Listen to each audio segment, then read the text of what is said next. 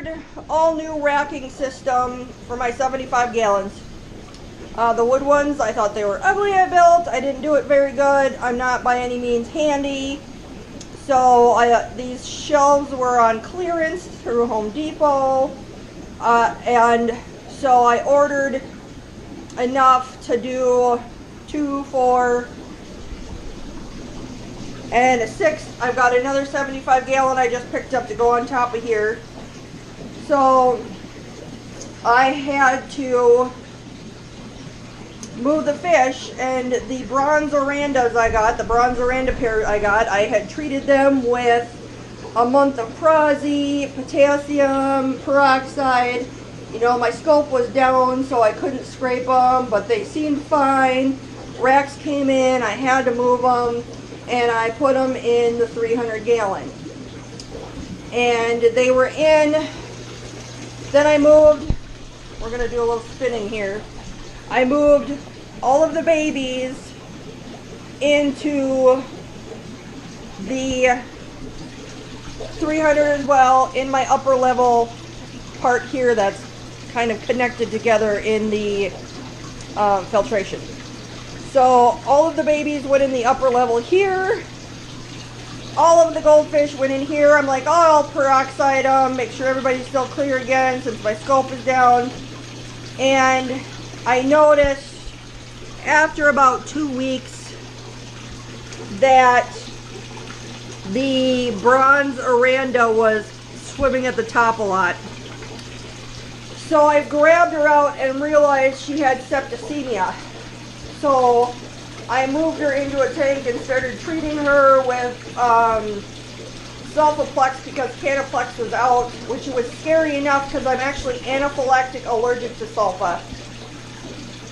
But I ordered Sulfaplex, and then I started moving the fish out, moved the babies into this tank because they'd been in cold and I hadn't been pushing their growth. I put them into the 255s here, turned the heat up, and that's when things really went bad. As you can see, I have some that are just drifting and not looking very active. I'm pretty sure what slipped through my quarantine is Costia. There's another member of the admin group for Goldfish Keepers Forum that ordered black orandas pre-order from Coast Gem, and they ended up with Costia and lice. These ones were in stock. I figured they would be clear. Well, they weren't. So turn the heat up and start feeding these guys to promote growth, and boom, the Costia started multiplying and manifested. I'm pretty sure that's why the bronze oranda was septic, is because of the Costia. But I don't have my scope up. I did order a new one. It just came in. My plan is to get it going, but I have not had a chance to scope and scrape. But I'm pretty dang sure, based on other people's purchases and the symptoms, that Costia slipped through my 1 month quarantine. And there's no accountability. I have messaged Coast Gem like 5 times, like, you forgot over half of my celestial pearl danios, and your fish infected my system and died, because I did end up losing the bronze female. The bronze male is doing fine, but they keep looking at the messages and not even answering. So I started with what I know is a strong but effective for Costia, and will work in cold water, which is formalin, but it's really harsh. And this is where it triply sucks, is because I work 13-hour shifts, and I work 3-4 days in a row sometimes. And it is so hard to dump medication into your fish tank and then have to leave, and you're not there to monitor your fish's response. And I lost a handful of babies. I lost most of my blue egg spawn. that they were like an inch long. I think I have one or two that are trying to make it. It seems to be harder on the on the fry and the smaller fish. So I lost most of my blue egg spawn. I lost a handful of these babies. I lost an entire new Ryukin spawn that wasn't even a week old. And I lost 5 of my adult fish. I lost 2 of my gill curl rescues that I'm really sad about. I lost my new king koi, one of my new king koi eggfish, and a couple of my adult babies. I'm really disgusted by it, you know, because, and I don't know how anybody else handles this crap, because it's like, I have spent enough in the last year with both of my outbreaks to probably send my kid to college for a first year, you know, and the fish that I've bought and lost, and the vendors, that they don't like you to bash vendors on the Facebook pages, because the higher up people, and I'm going to tell you right now, higher up people get free crap from vendors, and so that's why they don't want you bashing. But it's like, people should know this is what they come with. This is the problems I have. King koi and dandy arandas are the only 2 that I've gotten completely clean fish from.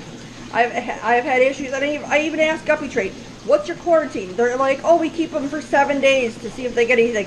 Well, 7 days? I waited 30 days, and look what happened. 7 days isn't going to cut it. So my New Year's resolution is no more goldfish till I have a completely separate quarantine room set up somewhere.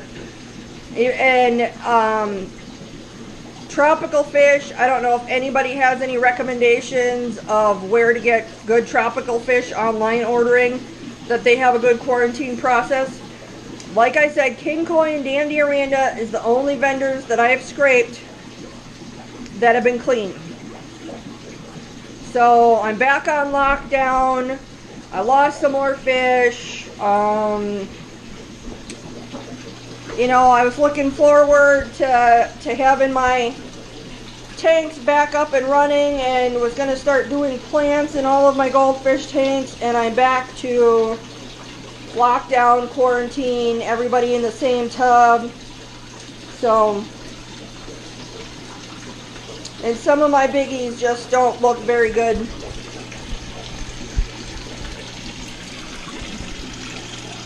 Everybody's just got red streaks from the formalin, and yeah, my lavender female's kind of been hanging at the bottom. It's just, it really sucks. So I gotta focus on getting everybody healthy. And for any worries about cross-contamination on my tropical fish, I have like 10 water changing system siphons. So each set of racks is on its own water change.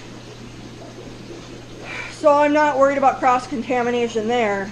I'm just really sick and tired of vendors selling sick fish, and it's on you to pay all the money to treat them, and then it's, by the time they die, it's past any kind of replacement thing. So